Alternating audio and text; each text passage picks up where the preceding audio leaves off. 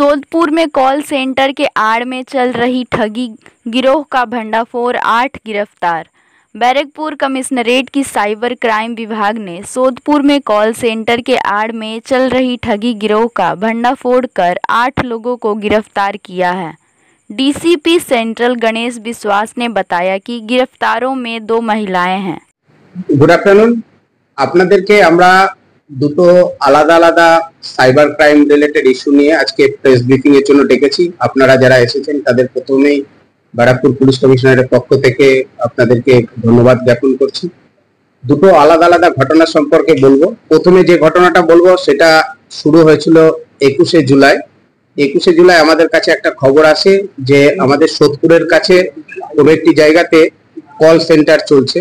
সেই কল সেন্টারের মাধ্যমে বিভিন্ন জনকে ফ্রড করা হয়েছে। তাদের ফ্রডের এরকম ভাবে তারা ফ্রড করতো, একটু আপনাদেরকে বলে নিই।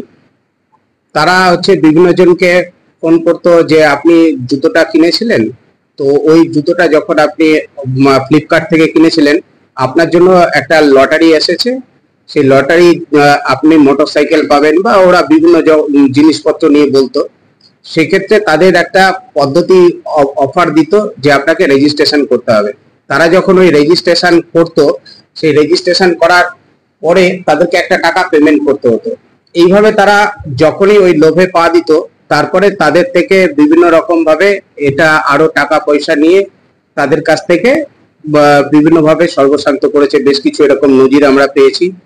সেখান থেকে আমরা টোটাল 8 জনকে এখনো পর্যন্ত অ্যারেস্ট করেছি। 2 জনকে অলরেডি আমরা ফরওয়ার্ড করেছিলাম, যারা চন্দন সিং এবং রবি কুমার রায়, তার কাস্টাডিতে আছে। চন্দন সিং, রবি কুমার রায়। আপনাদের সামনে যাদেরকে নিয়ে এসেছিলাম তারা ছিল বিপিন কুমার, অখিলেশ কুমার, মোহাম্মদ মবিন আনসারি, সন্দীপ পাসওয়ান, এবং 2 জন লেডি আছে। 2 জন লেডিকে আমরা আনিনি আজকে, যেহেতু ওদেরকে প্রোডাকশনও আছে আজকে। 2 জন লেডি ছিল সৃষ্টি দাস আর বান্টি বিশ্বাস।